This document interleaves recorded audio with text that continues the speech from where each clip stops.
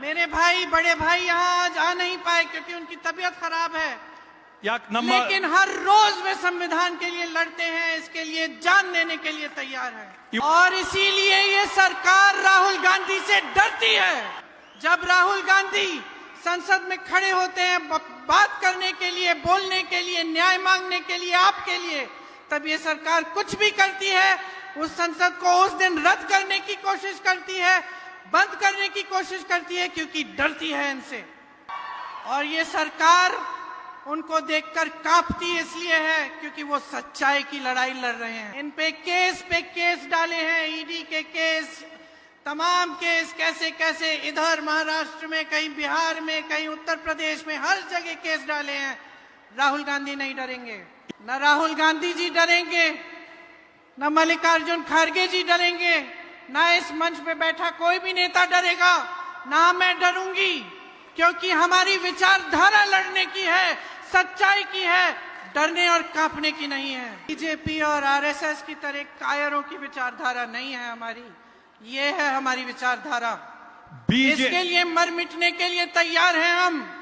आपके लिए न्याय के लिए, आपकी समानता के लिए, आपके लोकतंत्र के लिए मर मिटने के लिए तैयार हैं हम। हमारी परंपरा शहीदों की परंपरा है, जेल से माफी की चिट्ठी लिखने की परंपरा नहीं है। और वही परंपरा इस देश के एक एक देशवासी की परंपरा है। आप सभी उस परंपरा से उभरे हो। इस स्वतंत्रता संग्राम ने हमें स्वतंत्रता दी। आप स्वतंत्र भारत के देशवासी हो, ये आपकी परंपरा है, सच्चाई की परंपरा है। इससे पीछे मत हटो, निडर हो जाओ, लड़ो अपने अधिकारों के लिए और इस सरकार के खिलाफ जो तुम्हारे अधिकारों को कमजोर करती है और तुम्हें कमजोर करने की कोशिश करती है। इस देश का गृह मंत्री इस संविधान के विरोधी हैं, क्योंकि इनकी विचारधारा के जो मूल विचार हैं, देश के जो मूल विचार हैं, उस पर हमला करती है। इस देश की विविधता, इस देश के विभिन्न रीति रिवाज, खान पान और उपासना के तौर तरीके पर हमले करते हैं। ये संविधान के विरोधी इसलिए हैं क्योंकि इनका संगठन और इनके आदर्श पुरुष हमारे संविधान और तिरंगे का उपहास करते हैं। कभी इसे विदेशी कहते हैं, कभी इसे अशुभ बताते हैं, कभी इसे विदेशी कहते हैं, कभी इसे अशुभ बताते हैं। और जब ये पहली बार सत्ता में आए तो क्या किया इन्होंने, इनके नेताओं ने? ಇವರು ಮೊದಲನೇ ಬಾರಿ ಅಧಿಕಾರಕ್ಕೆ ಬಂದಾಗ ಇವರೇನನ್ ಮಾಡಿದ್ರು? संविधान समीक्षा आयोग बनाया। ये संविधान के विरोधी इसलिए हैं क्योंकि आरक्षण को कमजोर करना चाहते हैं, सामाजिक न्याय के खिलाफ बयान देते हैं, न्यायपालिकाओं को कमजोर करते हैं। ये संविधान के विरोधी इसलिए हैं क्योंकि आरटीआई जैसे कानून जो आपको मजबूत बनाते हैं, जो इस देश के देशवासियों को मजबूती देते हैं, पारदर्शिता दिखाते हैं सरकार की, उनको ये कमजोर करते हैं। इन्होंने सेबी के कानून को बदला ताकि भ्रष्टाचार आगे बढ़ सके। लोकपाल बिल कमजोर किया। चुनाव आयोग को देखिए, उसे शक्तिहीन बना दिया। जहां भी इनकी सरकारें हैं, जब महिलाओं पर अपराध होता है तो ये अपराधियों को बचाते हैं। इन्होंने लेबर लॉज बदल के मजदूरों के हक छीने। ऐसे कानून लाने वाले थे जिससे किसानों की कमर टूट जाती।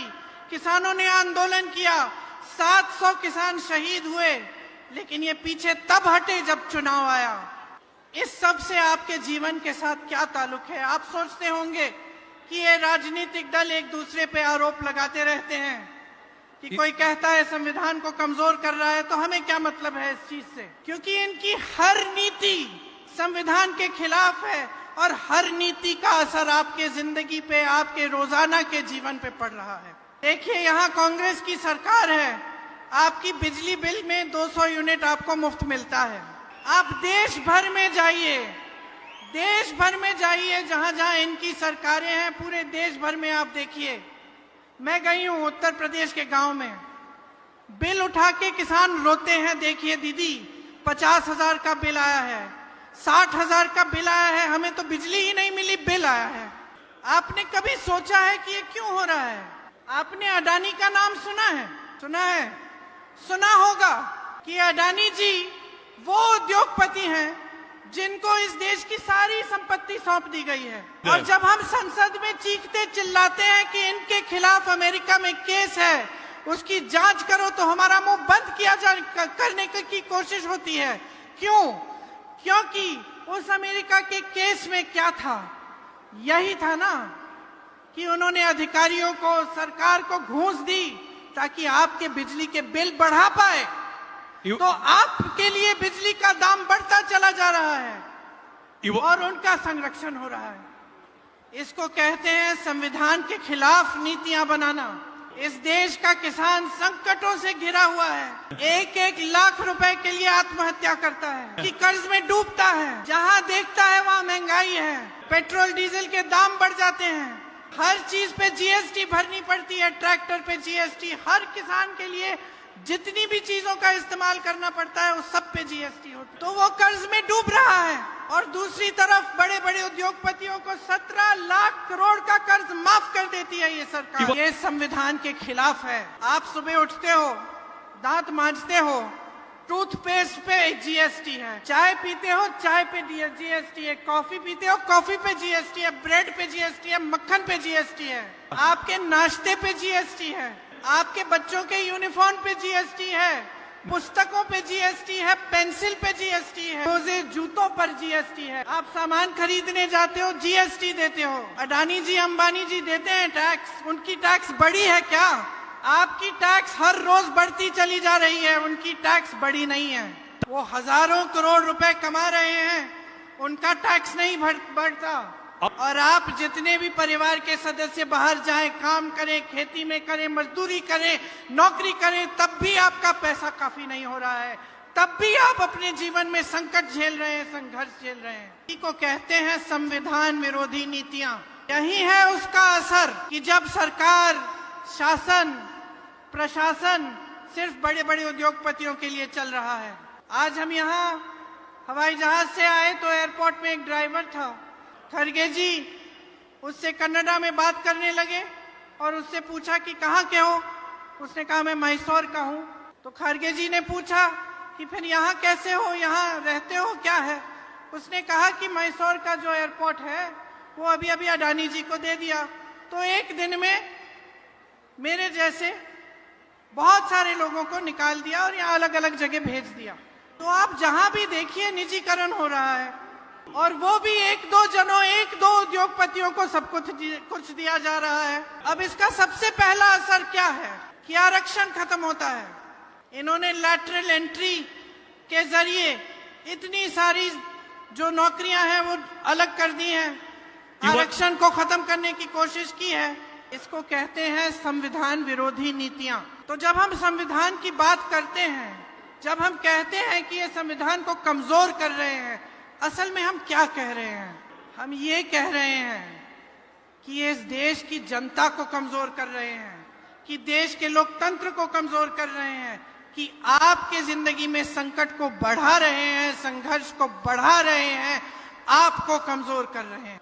तो आपको समझना पड़ेगा कि ये जो संविधान है ये आपका है, आपके जीवन में इससे बड़ी कोई चीज नहीं है। यही आपको अन्याय से बचाता है, यही आपको शिक्षा का अधिकार देता है, भोजन का अधिकार देता है, आवाज उठाने का अधिकार देता है, सरकार के खिलाफ आंदोलन करने का अधिकार देता है। ये जो हमारे सेना, ये जो हमारे पुलिस वाले यहाँ खड़े हैं, कर्मचारी खड़े हुए हैं सरकार के, इनको सुरक्षित रखता है। ये आज अपने पुराने पेंशन के लिए गिड़गिड़ा रहे हैं कि आज की सरकार हर रोज संविधान पर हमला करती है। तो समझ लीजिए यही आपका लोकतंत्र है और यही आपको सुरक्षित रखेगा। और जो अपनी राजनीति के लिए, अपनी सत्ता के लिए इसको कमजोर करने की कोशिश कर रहे हैं, इसको बदलने, इसको खत्म करने की कोशिश कर रहे हैं, उनको पहचानिए, तय कर लीजिए, मन बना लीजिए कि आप इस पर आंच नहीं आने देंगे।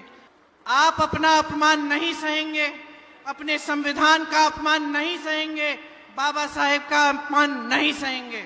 आज इस मंच पर बैठे तमाम नेताओं के साथ एक संकल्प कीजिए कि जिस तरह से ये संविधान आपको सुरक्षित रखता है, उसी तरह से आप अपनी जान दे देंगे, लेकिन आप इस संविधान को सुरक्षित रखेंगे। यहाँ मंच पे बैठा एक एक नेता आपके लिए, संविधान के लिए, इस देश के लिए समर्पित है। एक बार मेरे साथ जोर से बोलो, जय बापू, और जोर से, जय बापू, जय भीम, जय संविधान। धन्यवाद।